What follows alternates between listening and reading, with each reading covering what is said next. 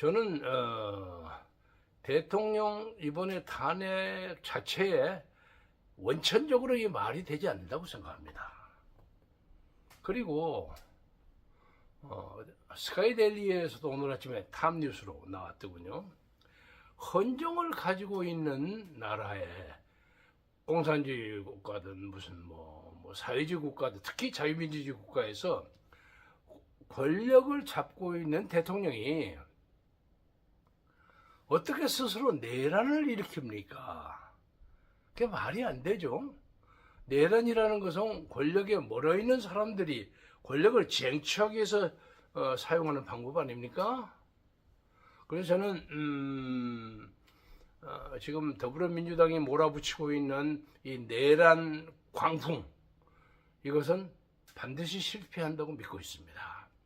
그리고 우리나라 역사상으로도 김대중 대통령이 북한에 4억 5천만 달러의 자금, 통일 자금을 지원했을 때 그 자금이 북한의 핵무기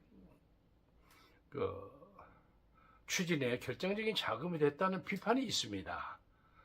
그래서 아주 시끌시끌하고 당시에 그 현장에 책임을 가졌던 당시 박지원 비서실장이었던가요? 문광부 장관이었던 그 사람이 4년 가까이 4년 정도의 옥고를 치르기도 하고 그랬습니다.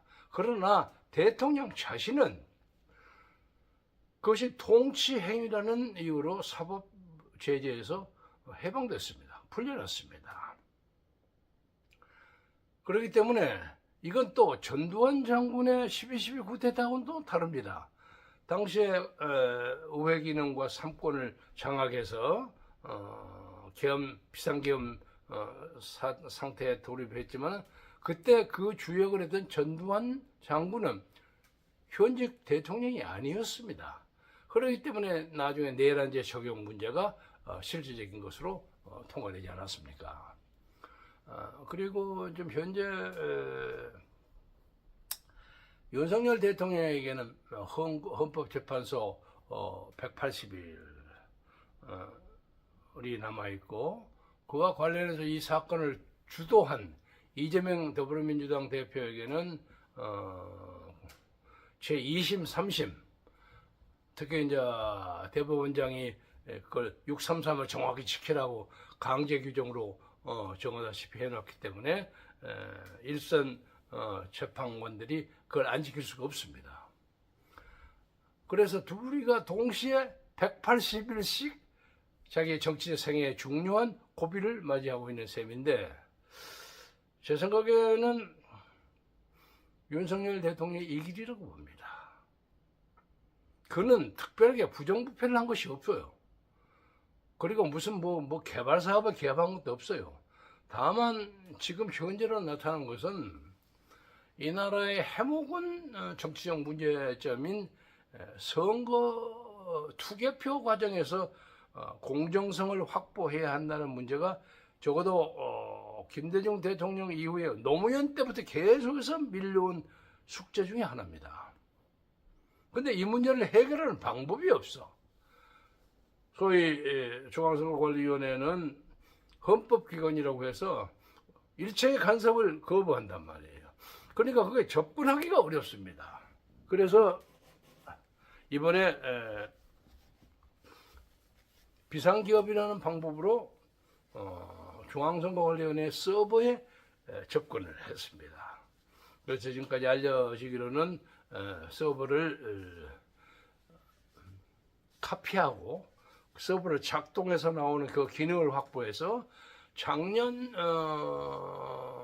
7월, 9월 조사에서 11월에 김규현 국가정보원장이 물러났죠. 그 과정에서 발표했던 무슨 것을 건으로 해가지고 가서 5% 포렌식을 했단 말이에요. 근데 포렌식 결과 이것은 충분히 조작이 가능하다 하는 게 나왔습니다.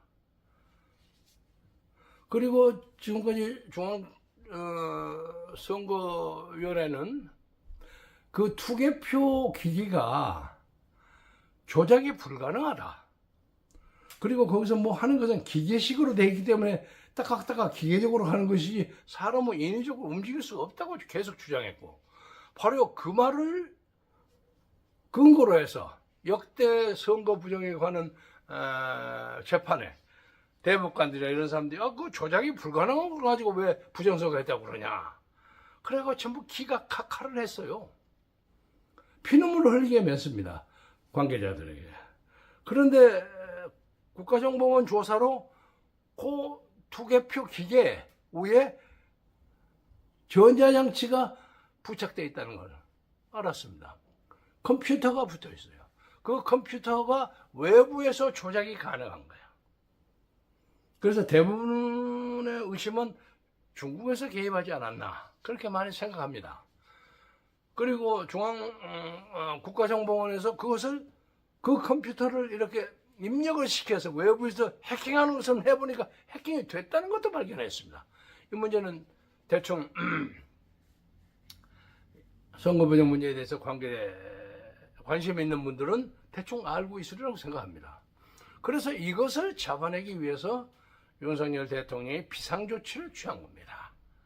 그래서 그것을 짧은 시간이나마 그걸 확보했습니다. 그래서 윤 대통령에게는 신의 한 수 같은 아주 절대절명의 무기가 있습니다.